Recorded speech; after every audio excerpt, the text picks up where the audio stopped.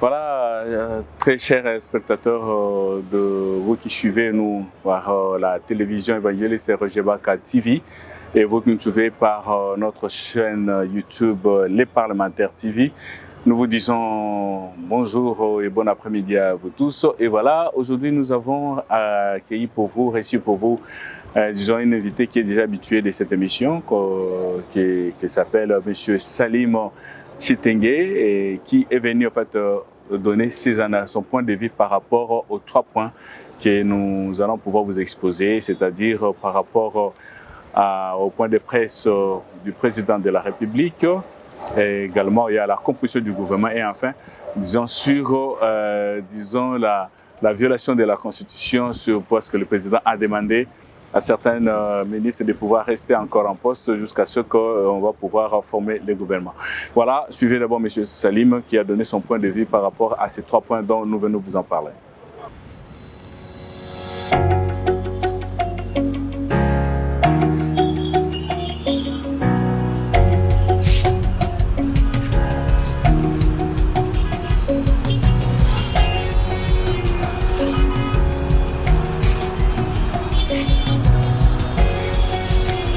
Voilà, bonjour M. Salim. Bonjour. Voilà, parce que monsieur, vous êtes déjà habitué dans cette émission qu'on appelle Les Parlementaires, qui est sur YouTube, Les Parlementaires TV. Et également sur la télévision évangéliste Roger Baka TV, qui est une chaîne qui est active. Voilà, aujourd'hui nous allons pouvoir parler de plusieurs aspects, disons, de manière générale de l'Assemblée de la République, que vous puissiez initier ou également éclairer la lanterne de ceux qui nous suivent, bien sûr, par les billets de nos médias. Mais aujourd'hui, nous avons voulu que nous puissions partager 3 points importants. Et que nous allons commencer par le point de presse, qui a tenu le chef de l'État, c'était la semaine passée, qui a fait beaucoup de coups d'ailleurs. Et ensuite, nous allons parler disons, bien sûr, de la violation, que les gens sont en train de crier déjà à la violation, étant donné que le chef de l'État a demandé à ce que les ministres qui devaient siéger, disons, qui étaient frappés par l'incompatibilité, qui devaient siéger au niveau de l'Assemblée nationale, que le chef de l'État demandait qu'ils puissent assurer les affaires courantes, mais aussi, en fait, à la fin, c'est la composition du mouvement dont les formateurs, M. Kabouya, qui est le secrétaire général de presse, le secrétaire général de presse qui est en train de les consultations, et que nous allons parler de ces 3 points qui est en train de pouvoir émailler ou est en train de pouvoir aujourd'hui faire, qui est en train de défrayer la chronique à ce moment. Alors, M. Salim, pour rappel, vous êtes un analyste, également vous êtes le directeur de la documentation de l'Assemblée nationale, c'est-à-dire pendant beaucoup de temps, depuis plus d'une trentaine d'années déjà, vous avez accumulé une expérience énorme à cette matière et de là, ça vous permet de pouvoir analyser la situation froidement étant un analyste. Alors nous voulons juste commencer par là, par rapport à ce qui s'est passé, c'est-à-dire que le point de presse quand il est. Qu'est-ce que nous pouvons, en fait, à votre niveau, qu'est-ce que nous pouvons retenir que vous avez dit ici? Ça a été le point, disons, le point saillant de ce point de presse. Merci beaucoup pour la parole. Je vais vous dire une chose. Le chef de l'État est intervenu pour ce point de presse parce qu'il y a la conjugaison de 2 éléments. Il y a le fameux sommet d'Addis Abeba. Il y a aussi sa décision signée par son directeur de cabinet pour demander au ministre continuer d'assurer les affaires courantes. La conjugaison de ces deux éléments a obligé les chefs de faire ce point de presse. Voilà les prémices de ce point de presse. Ce point de presse-là a un autre élément que les gens n'ont pas pu appréhender ou n'ont pas bien senti. C'est l'environnement dans lequel se trouve le pays, avec cette guerre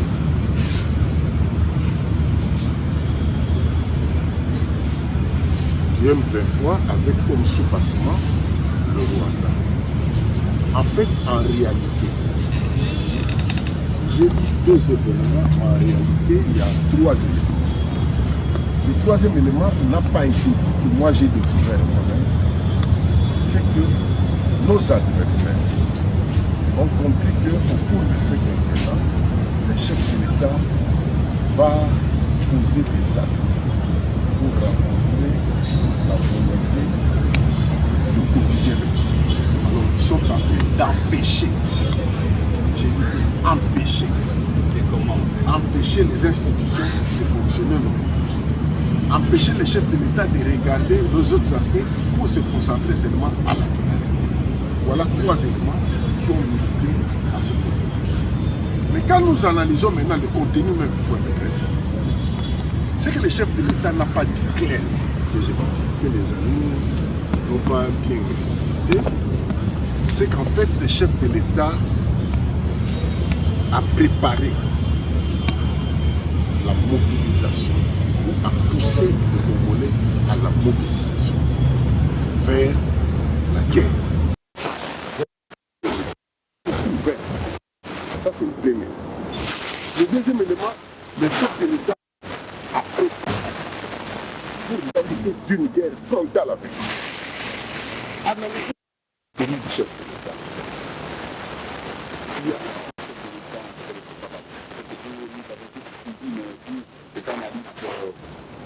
oui, le chef de l'État vous a dit le niveau de notre armée.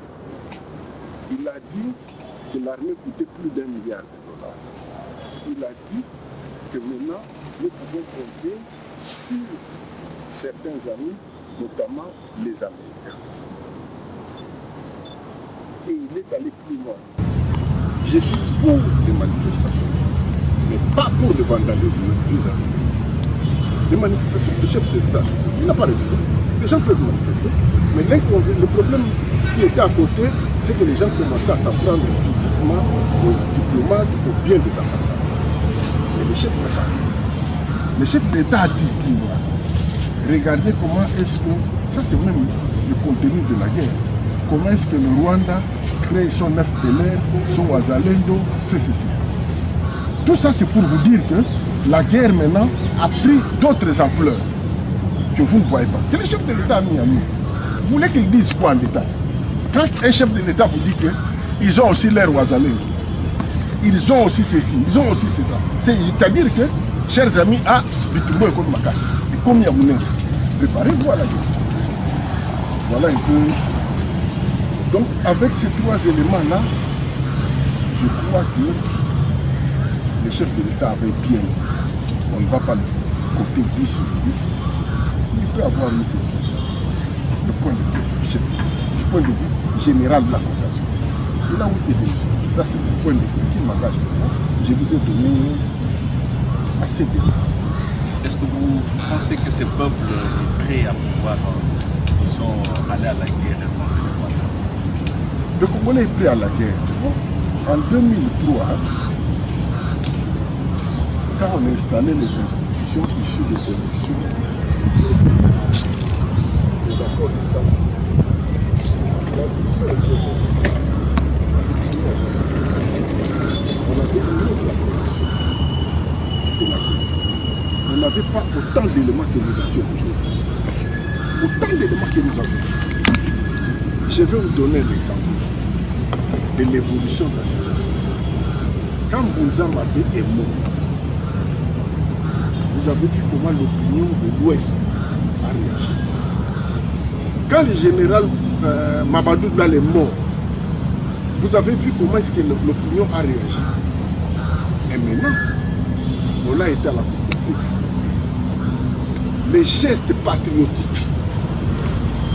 Et c'est maintenant partout, même dans nos petits marchés ici, non pas dans tout petit, même les cirères de souliers. C'est approprié cette guerre. Même les souliers ici, ça pose une question. Moi, un jour, j'avais connu une panne avec la voiture. J'ai entendu le motard dire, le chef de l'État a déclaré guerre. Dans la bourgogne, il y a ça, Bengani Bak. C'est un motard. Donc aujourd'hui, moi, je parle que le peuple congolais, dans son ensemble, est disposable. Regardez seulement comment est-ce que les manifestations autour des ambassades des pays occidentaux ont pris l'ampleur. Les ambassades des pays occidentaux, c'est dans la communauté. Aux environs de 26. Mais il y a eu des manifestations jusqu'à l'avenue du Congrès. Et les gens étaient prêts, sont prêts. Regardez, comment les gens se comportent. Les diplomates vont me dire, quand je suis dans une voiture, on commence à regarder l'immatriculation de l'ambassade. Donc, les gens sont suffisamment outillés, ils sont prêts à la guerre. Et le chef de l'État... Et si ce n'est pas un groupe de personnes seulement, ou c'est la population? La population en général a communié avec ceux qui ont manifesté, a communié avec les joueurs au stade, nos enfants ici. Vous avez le comportement. Partout, match de la Ligue, en Europe, partout les Congolais manifestent. J'ai vu dernièrement la manifestation en Belgique. Et c'est quoi ça? Les Congolais qui vivent en Belgique là. Ce sont eux qui financent leurs frères ici à Kinshasa. Ils vous disent, bon, voilà ce que nous avons fait. Vous aussi faites tout le temps. Et l'équipe a sorti. Et dans la salle, il y a des signes profonds, il y a des choses qu'on ne peut pas dire sur le plateau du Général qui montrent que le peuple congolais est prêt à la guerre contre le roi. Mais hormis cet aspect-là, parce que vous avez évoqué un aspect par rapport, parce que les gens criaient à la violation de la Constitution, parce que le président est allé à l'encontre de l'article 108 de la Constitution, je crois, où c'est en vue de la règle électorale, hein, qui dit que voilà, qu'il y a des mandats exécutifs, il va pouvoir céder pour s'engager à l'autre, il va pouvoir choisir. Le niveau de l'État, de là, au lieu de laisser ses ministres gagner l'hémicycle, il dit voilà, ils peuvent assurer. Quelle est la motivation par rapport à que pensez-vous par rapport à ce que les gens disent, des institutions? Oui, merci. Les gens disent qu'il y a violation de la Constitution. Mais ceux qui disent ça, regardez, aucun d'eux n'a cité un article précis, ou même le préambule de la Constitution. Il a violé la Constitution. Quel article? Qui nous disent l'article, comme ça nous allons débattre sur cet article. Sur le fait que l'article. Il n'y a personne qui a cité l'article. Ça, c'est le premier élément. Le deuxième élément, regardez, ils disent violation de la Constitution. Pour une fois, moi j'ai compris que c'est un discours local dont les animateurs sont en quête de popularité, sont en quête de... Ils cherchent à se faire connaître, ils cherchent seulement à mettre le bâton. Nous avons la presse impérialiste, excusez-moi le terme, il faut dire comme la presse impérialiste. Je ne cite pas le nom. Quelle est cette presse impérialiste? Si le chef de l'État veut effectivement violer la Constitution, on a mis aussi comme ces gens-là allaient en faire un cheval de bataille comme tu l'as parlé. Mais regardez cette presse impérialiste, personne ne en parle. Ce sont des signes qui n'avaient pas violation de la Constitution. Mais les amis, il faut non. Mais comment vous expliquez cette attitude-là de demander de l'État de pouvoir demander aux ministres de pouvoir faire? Oui, j'explique ça par l'état de la nation. Le chef de l'État lui-même a dit, je vais vous donner un exemple. Le point de presse du chef de l'État, c'était vendredi. Le chef de l'État nous a dit, il sera mardi à Brazzaville et à Namibie. Imaginez que le chef de l'État ait décidé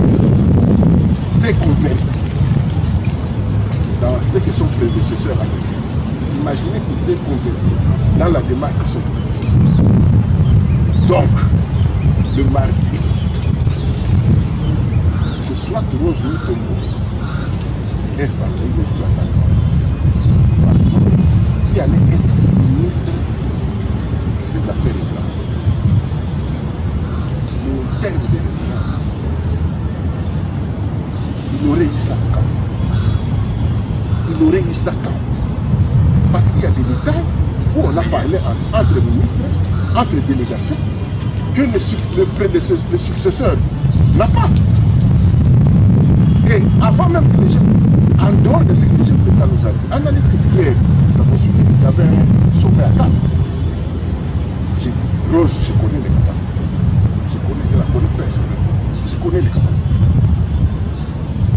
Mes chers amis, elle allait être sous quelle posture dans cette réunion du parti? Donc les choses sont telles que le chef de l'État, non seulement il était guidé par l'esprit patriotique, mais il avait vu loin. Il avait vu loin des années. Il y a un précédent dans ce pays, il y a un précédent. Donc, on ne pouvait pas, dans une période aussi délicate comme celle-ci, donner l'occasion à un membre du gouvernement, certes, mais qui n'est pas suffisamment outillé, qui n'a pas eu le temps de maîtriser le dossier pour aller représenter la RDC au Fonds monétaire, à la Banque mondiale, dans les sommets. Chaque jour, c'est le chef de l'État. Parce que le ministre des Affaires étrangères, élu député, son fils élu député, le ministre de la coopération régionale, élu.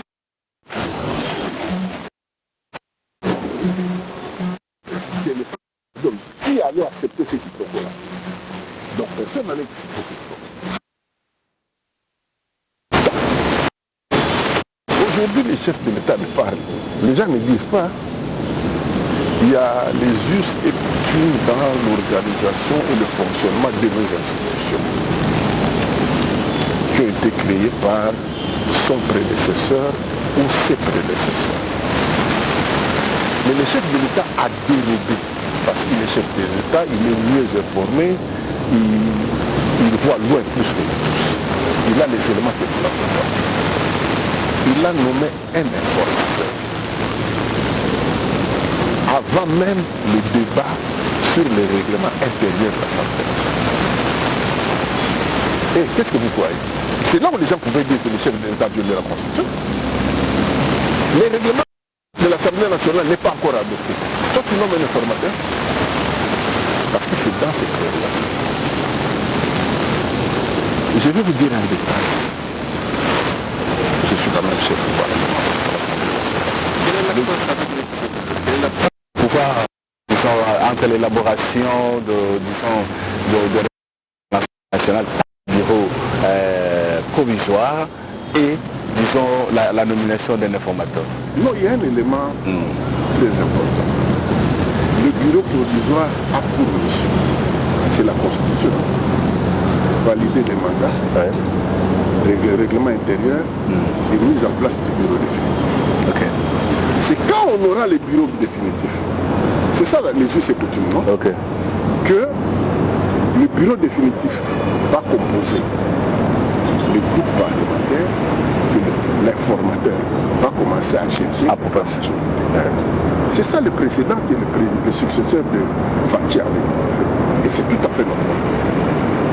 Bien qu'il y a eu un premier ministre intérimaire, c'est ça la violation. Mais les gens n'avaient pas parlé de ça.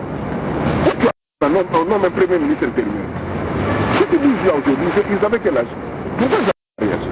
Donc, ce sont des détails. La lourdeur, le chef de l'État en a même parlé. Quand le règlement intérieur à l'Assemblée prend autant de jours, après son adoption par la plénière, la lourdeur que le chef de l'État avait même dit, fait que quand on a adopté le règlement intérieur de l'Assemblée nationale par la plénière, il est transmis à la Cour constitutionnelle. On donne 15 jours, et les amis, 15 jours à la Cour constitutionnelle pour donner son avis de conformité.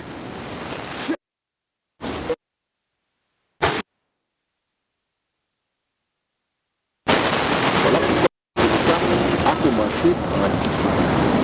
Il a nommé un informateur.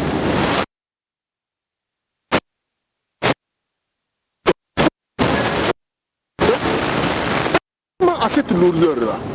Parce que si nous tenons compte à cette lourdeur-là, et j'en ai l'expérience, j'avais déjà travaillé dans un cabinet, on avait mis 65 jours entre le jour de l'investiture des nouveaux députés et le jour de la mise en place du bureau définitif. 65 jours. Ça c'était quelle législature La législature qui a fait que... Matata soit Premier ministre. Ah ok. Des combos alors. Ah, le bureau Kombo. Ok. Donc ceux qui disent qu'il y avait une violation de la Constitution, je leur réponds. Or maintenant, le chef de l'État est dans une démarche telle qu'on va accélérer les choses. Vous avez vu, au bureau, on a donné 5 jours à la commission, contrairement aux autres législatures. Tout à fait. Même la Cour constitutionnelle, on va lui dire, cher ami, sois expéditif. Tout ça, c'est pour gagner l'État. Donc ceux qui disent que le chef de l'État a violé la Constitution, il n'a pas violé la Constitution. Au contraire, il est dans une démarche patriotique qui favorise la cause nationale, qui tient compte de tous les éléments, de tous les facteurs indispensables pour que les institutions soient mises en place dans le pays. Et il y a plusieurs éléments qui se cachent la mise en place du gouvernement. Voilà, nous allons citer par là, je rappelle, chers téléspectateurs, vous qui ne suivez pas la télévision, disons, évangélique à Baka TV, également vous nous suivez, disons, dans notre télévision YouTube, vous avez M. Salim Ditengue. Il est le directeur de la documentation au niveau de l'Assemblée nationale. Donc c'est une personne qui est outillée, qui a lu plusieurs documents et les jeux parlementaires, les jeux parlementaires, il en a maîtrisé. Et parce que nous allons citer quoi, en fait, nous sommes en train de pouvoir maintenant parler de la composition du gouvernement. Je voudrais ainsi que vous puissiez nous montrer les aspects pédagogiques de cette composition du gouvernement, parce que c'est là où plusieurs personnes attendent ce gouvernement qui doit pouvoir sortir, nous ne savons pas quand, mais le chef de l'État a déjà donné l'ego, dès lors que l'informateur va terminer le travail, disons, et les chefs de l'État peuvent nommer l'informateur. En fait, la différence à l'informateur et le Premier ministre, c'est quoi la différence? L'informateur, lui, il est chargé d'identifier, parce que les résultats des élections législatives ont montré qu'il n'y avait pas un parti ou un groupe qui avait 250. Le formateur, lui, il est le prédécesseur du Premier ministre. Donc, il peut être formateur et il deviendra Premier ministre. Oui, également. Oui, également. Il est chargé de former un gouvernement qui, s'il obtient la vague de la plénière de l'Assemblée nationale, il devient Premier ministre. Mais s'il n'obtient pas cette aval, c'est une longue démarche. Ce n'est pas le point essentiel. Il est formateur. Restons dans le formateur. Le formateur, là, oui, c'est un monsieur, c'est un oiseau rare. À une exception près, généralement, c'est le formateur qui devient le Premier ministre. Mais regardez ce qui se passe pour être Premier ministre. Pour être nommé Premier ministre, tu as insisté sur l'aspect pédagogique. L'aspect pédagogique de la chose, parce que je vais maintenir. Et je voudrais que vous puissiez vraiment en fait, baisser votre discours pour que toutes les catégories confondues puissent comprendre cette demande. Oui, de toutes les catégories, je vais essayer d'être assez. Le chef de l'État, pour être élu, avait présenté un programme. Fachi a présenté un programme sous 6 éléments. On n'entre pas dans le détail. Maintenant, il dit, j'ai besoin d'un Premier ministre pour que je réalise ce programme. Il y a un premier obstacle. Vous n'avez pas la majorité. Donc les amis qui viendront là peuvent ajouter aussi pour étranger quelques éléments dans ce programme. Ça, c'est aussi un élément. Mais le chef de l'État, lui, il a un problème. Regardez les 6 éléments du programme du chef. il y a un élément indispensable qui n'a pas dit à autre. Parce que vous l'avez dit, c'est les recettes. L'argent, il en a besoin. Donc, au-delà de ce programme-là, j'ai besoin d'un monsieur qui va rendre, comme disait le frère Papa Étienne, qui va renflouer les caisses. Ah oui, mais ces personnes-là sont déjà là. Oui, Sam Alukonde, bravo aussi, et il nous a trouvé à 4, 1916. Monsieur, la République nous doit beaucoup, mais nous avons besoin. Le chef de l'État, je me rappelle, il avait connu un 100 000 il y a eu Covid, le FCCK, chez la coalition, tout ça, c'est passé. Regardons là. Félix Antoine Tshisekedi a besoin de pour arriver le budget à 50 000. Voilà. Ça va lui permettre d'acheter des armes, de faire la guerre au Rwanda et être suivi. Les enseignants, la paix, la culture, la gravité, les soins médicaux, tout. S'il a 50 milliards, il va tout faire. Il va faire. Avec 16, il a fait. Vous avez vu? L'autre, on n'a pas. Vous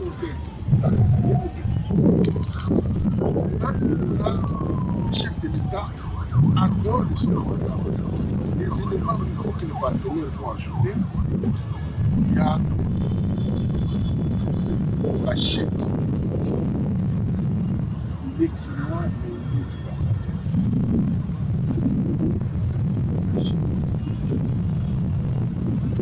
Il faut bien se battre. La primature, la prestation du Sénat,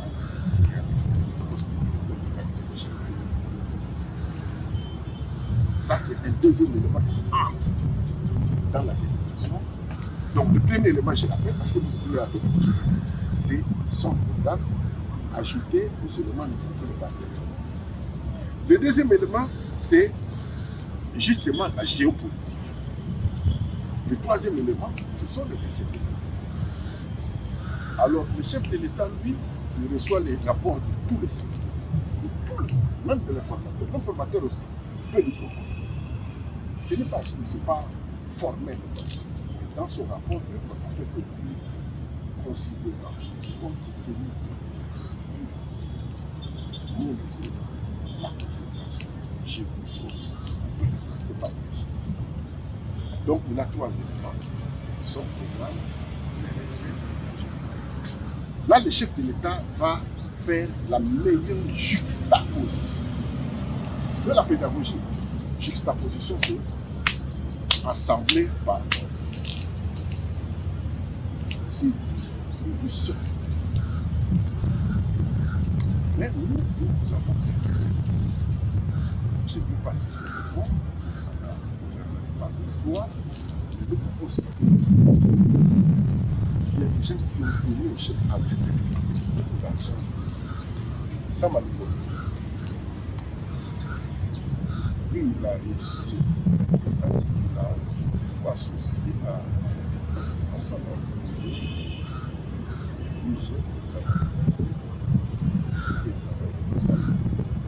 Il faut associer le travail de Samadou au résultat de Samadou.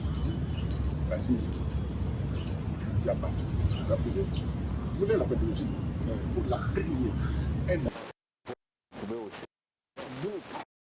fois, fois d'Afrique, un ancien premier ministre, opposant de son État, au cours du mandat passé, je le cite, a reconnu publiquement les efforts de la DG.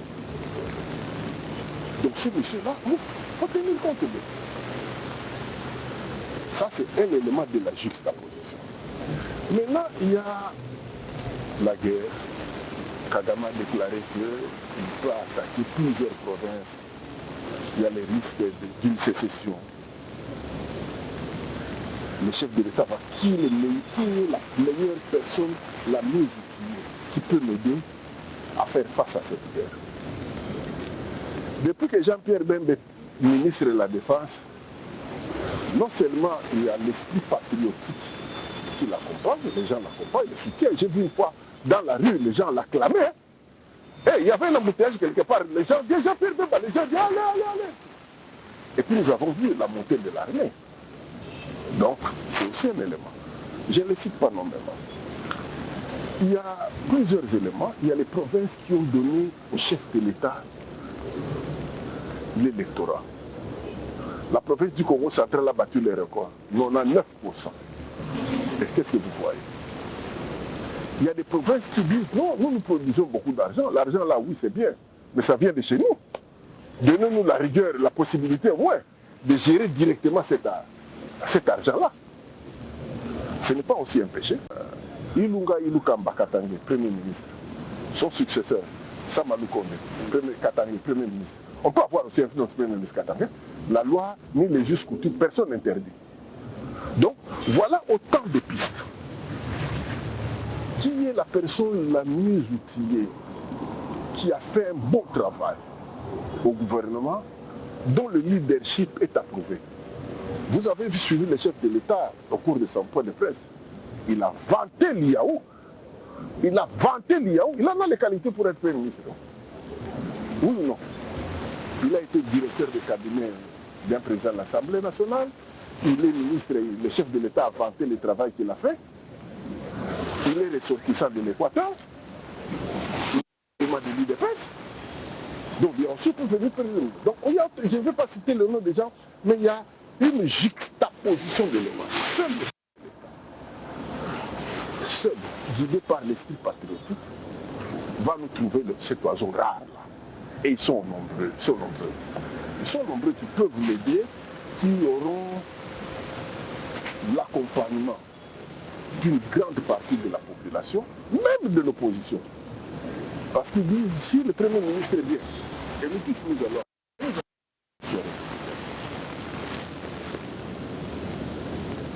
Ça c'est la pédagogie. La pédagogie. Alors, dans cette composition-là, parce que vous avez tenu compte de sa classe, mais en termes la conjugaison. C'est la conjugaison. Mais en termes clés, qu'est-ce qu'il faut attendre de ces gouvernements, cette composition de gouvernement? C'est ça en fait là. Oui, la composition du gouvernement, je ne suis pas politique, moi je suis technicien. Il y a la personne du Premier ministre, comme chez François Souraï, CVA, qui va faire. Mais il y a des postes clés. Des postes clés. Il faut que la République va changer dans moins de 5 ans ou plus 5 ans. Pour devenir l'Allemagne. Oui, le chef a besoin de l'argent. Un monsieur amène l'argent. Il ne cite pas. Ceux qui ont amené l'argent, ou ceux qui peuvent amener l'argent pour soi. Parce que vous savez, quand on a les ambitions de devenir ministre, pour la pédagogie, ce n'est pas exclu. Ce n'est pas exclu. Un monsieur pouvait rester chez lui. Il n'est plus chef. Il dit excellence, monsieur le président. Je suis X. Considérant moi, si vous me nommez Premier ministre, je peux vous amener 20 milliards en 2018, 25 milliards en 2022, jusqu'à 50. C'est ce que les combien de mortels n'a pas. Le chef de l'État a des dossiers comme ça chez lui au bureau, en quantité industrielle. Oui, c'est pas un péché. Un groupe de gens peuvent aussi se réunir, dire chef, vu nous sommes X. Nous avons tel regroupement, nous sommes tel spécialistes de ceci. Considérant l'aspect ceci, cela, nous vous proposons X comme Premier ministre. Nous sommes beaucoup de personnes. Si vous le nommez, nous allons l'accompagner, nous allons amener nos expertises, nous allons amener nos partenaires. Ça, aucun journal là. Vous n'avez pas demander la pédagogie. C'est ça la pédagogie. Aucun journal à la place de parler. À moi, il c'est ça. Les partenaires extérieurs aussi peuvent dire. J'ai lu, avant-hier, j'ai lu le livre de Mbata. C'est une parenthèse, c'est pour rallumer la flamme du combat. Mandaki, c'est un prêtre belge, je ne parle pas, qui avait proposé à Moulou Bissékimani comme directeur. Vous savez les relations qu'avait Moulou à l'époque, hein, avec les Belges, avec les présidents. C'est un prêtre. Les gens, allez lire, devoir à domicile. Tu veux la pédagogie, non? Allez lire le livre de Mbali. Vous voulez encore plus loin? Vous voulez encore en vie. Il a dit, c'est moi qui ai amené Kalongo Mbika, qui était mon co-disciple à l'université, comme proposition, chef de la comme directeur des cabinet. Ça existe à travers notre chef de l'État aussi. Tu as vu la preuve? Je vous donne ça. Le professeur me donne d'accord. Posez-lui la question. Parce que Kalongo Mbika était le meilleur.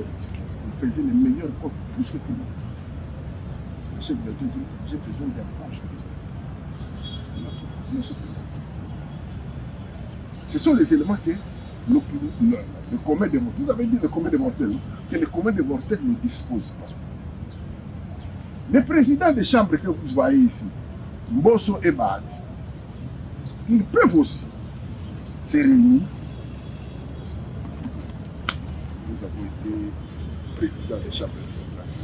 On parle de période très délicate de la mise en place de l'union sacrée. Nous allons être chefs. Chef, signé le voilà. Il y a un regroupement politique qui a été créé ici avec celui que j'ai contesté, qui est calme avec les autres. En réalité, je suis derrière, vous savez. Mais si nous entrons maintenant dans la composition, en dehors de poste de ministre, il y a le ministère légal, les finances intérieures, affaires économiques. Mais moi, je veux attirer l'opinion du chef, l'opinion de l'homme, du commun des mortels. Il y a un ministère clé, le ministère du plan. Le ministère du plan, en fait, c'est ce ministère-là qui est l'interface avec tous les autres. C'est le ministère d'interface. Quand tu m'as appelé le samedi là pour me dire on va préparer cette émission, j'ai accepté. Je veux vous dire, chaque fois quand il est passé ministre des plans et qu'il s'est bien comporté, il devient président. C'est l'histoire de notre pays. Sambwa Pidabal, ministre du plan, ancien gouverneur de la Banque centrale, il est devenu président. Moulumba Lukoji, ancien ministre du plan, il est devenu premier ministre. Bahati Lukwebo, ancien ministre du plan, président du Sénat. Donc, je vais citer celui-là même à son époque, on disait que c'était le meilleur. Célestin, le professeur Célestin. C'est lui qui a fait le gouvernement Matata puisse bien gérer ce que nous voyons à l'époque là. C'est vrai que les gens l'ont pris vite, hein? Mais ce que vous avez vu, tous les arrangements, les partenariats, c'est Célestin. Donc, moi je demande au chef de l'État de faire la juste position, de présenter un premier ministre, mais d'avoir un œil regardant sur le poste de ministre. Chers amis, consultez les archives de ce gouvernement, consultez les archives à travers le monde. C'est le ministère interface. Nous voulons le développement de ce pays. Ayant un bon ministre, le visionnaire, donnons-nous des moyens qu'il faut et nous aurons la bonne. Voilà, je crois que c'est cette note que nous allons pouvoir mettre un peu finale. Qu'est-ce que vous pouvez, disons, comme dernier message, disons, un message pour se retenir cette émission? Bon, mon dernier message est ce. Le chef de l'État nous a beaucoup de son le chef de l'État nous a préparés à la guerre. Bientôt, nous aurons, le plus tard seulement, contrairement à la personne. Moi, j'ai vu le peuple dans ce pays, dans ces différentes couches, d'être prêt. Chers amis, je vais vous dire une chose. Si nous jouons bien, nos adversaires, tout ce qu'ils sont en train de faire, c'est pour empêcher le monde. Si nous jouons bien ça, retenez une chose, la République démocratique du Congo sera la capitale de la planète. Moi-même, je peux solliciter une question.